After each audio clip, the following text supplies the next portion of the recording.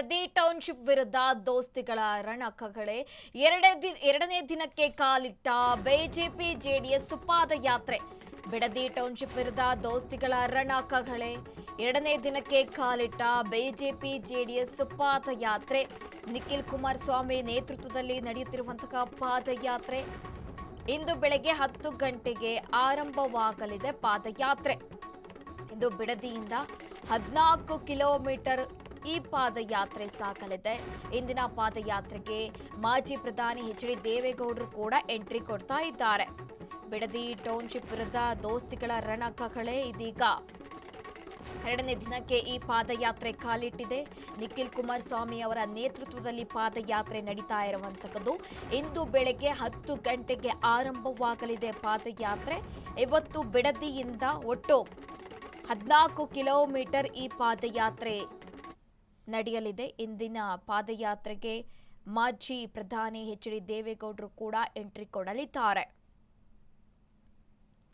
Bidadi township ವಿರುದ್ಧ ಇದೀಗ ದೋಸ್ತಿಗಳು ಸಮರ ಸಾರಿರುವಂತದ್ದು. ನಿನ್ನೆಯಿಂದ ಪಾದಯಾತ್ರೆ ಆರಂಭವಾಗಿದೆ. ನಿನ್ನೆ ಕೂಡ ಪಾದಯಾತ್ರೆಯಲ್ಲಿ ಸಾವಿರಾರು ಕಾರ್ಯಕರ್ತರು, ಶಾಸಕರು, ಸಂಸದರು ಎಲ್ಲರೂ ಕೂಡ ಭಾಗಿಯಾಗಿದ್ರು. ಬಿಜೆಪಿ ಜೆಡಿಎಸ್ ಇಲ್ಲಿ ಒಗ್ಗಟ್ಟು ಪ್ರದರ್ಶನ ಮಾಡ್ತಾ ಇರುವಂತದ್ದು, ಹಾಗೆ ಸರ್ಕಾರಕ್ಕೆ ಚಾಟಿ ಬೀಸ್ತಾ ಇರುವಂತದ್ದು. ಸದ್ಯ ಇವತ್ತು ಕೂಡ ಎರಡನೇ ದಿನಕ್ಕೆ ಪಾದಯಾತ್ರೆ ಕಾಲಿಟ್ಟಿದೆ. ಇವತ್ತು ಬೆಳಿಗ್ಗೆ 10 ಗಂಟೆಯಿಂದ ಪಾದಯಾತ್ರೆ ಆರಂಭವಾಗಲಿದೆ. ನಿನ್ನೆ ಬೈರಮಂಗಲದಿಂದ ಪಾದಯಾತ್ರೆ ಆರಂಭವಾಗಿ 7 ಕಿಲೋಮೀಟರ್. ಇವತ್ತು ಅಲ್ಲಿಂದ ಮತ್ತೆ ಆರಂಭವಾಗಲಿದೆ. ಇವತ್ತು ಒಟ್ಟು 14 ಕಿಲೋಮೀಟರ್ ಈ ಪಾದಯಾತ್ರೆ ಸಾಗಲಿದೆ. Byramangala to Bengaluru freedom park ತನಕ ಈಗ ಏನು ದೋಸ್ತಿ ನಾಯಕರು ಈ ಪಾದಯಾತ್ರೆಯನ್ನು ಹಮ್ಮಿಕೊಂಡಿರುವಂತಕ್ಕದ್ದು. ಬಿಡದಿ ಟೌನ್ಶಿಪ್ ವಿರುದ್ಧ ಇದೀಗ ಸಮರ ಸಾರಿರುವಂತಕ್ಕದ್ದು ಪ್ರತಿಪಕ್ಷದ ನಾಯಕರು. ಸದ್ಯ ಇದೀಗ ಇವತ್ತು ಎರಡನೇ ದಿನಕ್ಕೆ ಪಾದಯಾತ್ರೆ ಕಾಲಿಟ್ಟಿದೆ. ನಿನ್ನೆ ಕೂಡ ಪಾದಯಾತ್ರೆಯಲ್ಲಿ ಸಾವಿರಾರು ಜನರು ಭಾಗಿಯಾಗಿದ್ರು. ನಿಖಿಲ್ ಕುಮಾರಸ್ವಾಮಿ ಅವರ ನೇತೃತ್ವದಲ್ಲಿ ಈ ಪಾದಯಾತ್ರೆ ನಡೀತಾ ಇದೆ. ನಿನ್ನೆ 9 ಗಂಟೆಗೆ ಈ ಪಾದಯಾತ್ರೆ ಆರಂಭವಾಗಿತ್ತು. ಮೊದಲಿಗೆ ಎಚ್.ಡಿ. ಕುಮಾರಸ್ವಾಮಿಯವರು ಚಾಮುಂಡಿ ದೇವಿಗೆ ವಿಶೇಷ ಪೂಜೆ ಸಲ್ಲಿಕೆ ಮಾಡಿ ಪಾದಯಾತ್ರೆ ಯಶಸ್ವಿಗೆ ಕೂಡ ವಿಶೇಷ ಪೂಜೆ ಸಲ್ಲಿಕೆ ಮಾಡಿದ್ರು. ಹಾಗೆ ಪಾದಯಾತ್ರೆಗೆ ಚಾಲನೆ ನೀಡಿದ್ರು. ಇವತ್ತು ಕೂಡ ಈ ಪಾದಯಾತ್ರೆ ಮುಂದುವರಿತಾ ಇರುವಂತಕ್ಕದ್ದು. ಇವತ್ತು ಕೂಡ ಸಾವಿರಾರು ಕಾರ್ಯಕರ್ತರು ಭಾಗಿಯಾಗುವಂತಹ ನಿರೀಕ್ಷೆ ಇದೆ. ಹಾಗೆ ಶಾಸಕರು, ಮಾಜಿ ಶಾಸಕರು ಎಲ್ಲರೂ ಕೂಡ ಪಾದಯಾತ್ರೆಯಲ್ಲಿ ಭಾಗಿಯಾಗ್ತಾ ಇರುವಂತಕ್ಕದ್ದು.